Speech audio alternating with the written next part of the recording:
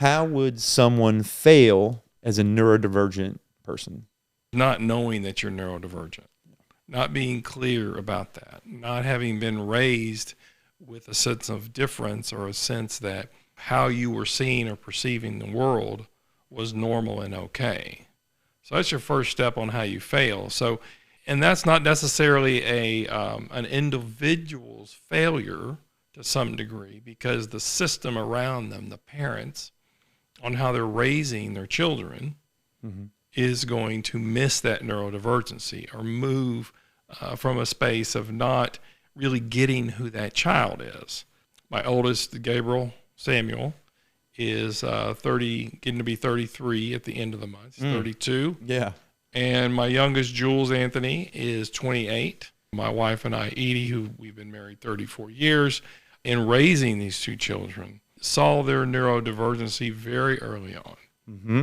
You know, so my oldest son, Gabe, took a cabinet door off with a screwdriver when he was 2 years old.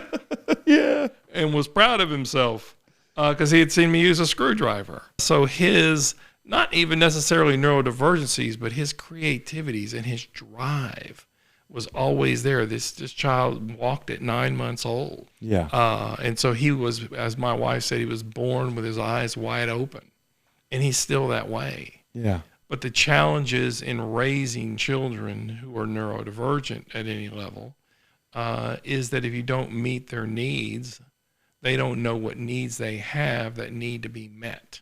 Having a lack of awareness of your orientation, your cognitive orientation to the world. Well, right. We have our oldest son who is enormously active.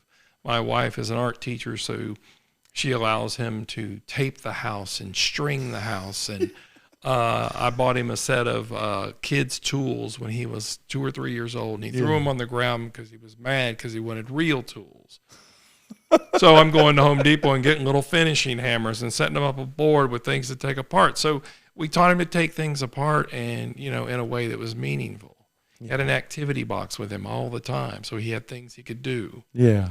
And our youngest, Jules, didn't speak in complete sentences or in paragraphs until he was 4 years, 4 months old.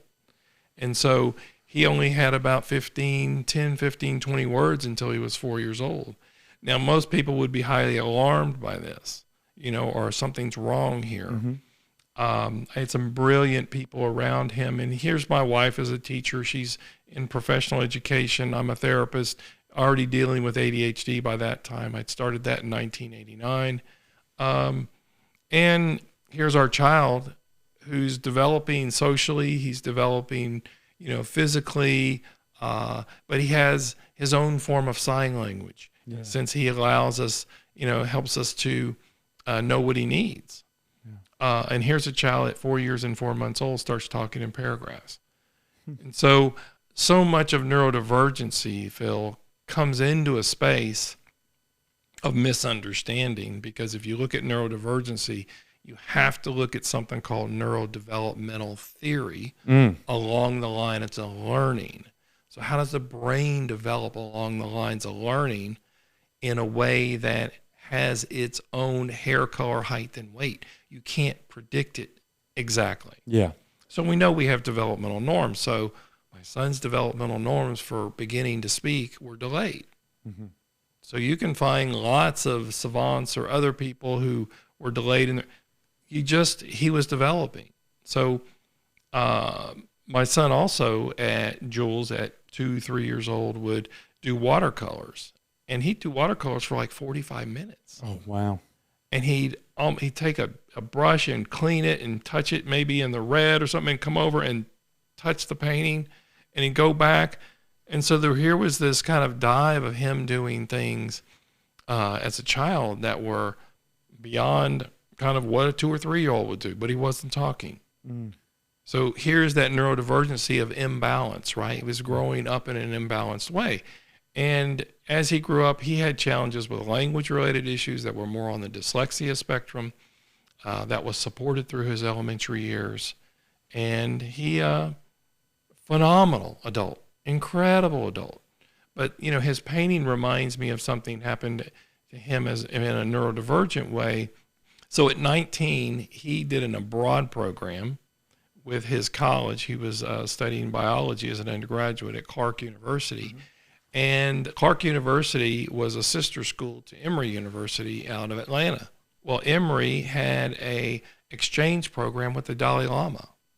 And the Dalai Lama would send their monks over here to the U.S. to be trained in neuroscience. And he would take, I think it was 17 students for a 6-week immerse kind of living with the monks. Oh, wow. And so And your son got to do that? My son got to do that at Oh, 19 wow. years old.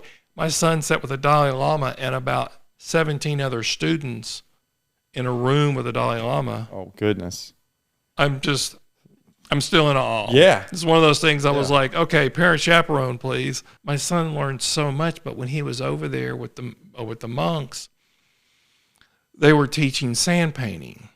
And that's where you get a vial of sand and they do these enormous sand paintings. And then you wipe it away right. at the end. Yeah. So they were showing them how to do this, and my son was sitting down. He fell into this kind of love doing it. And he said he looked up and he saw 4 or 5 monks huddled around him looking at him. And they were like, where did you learn to do that?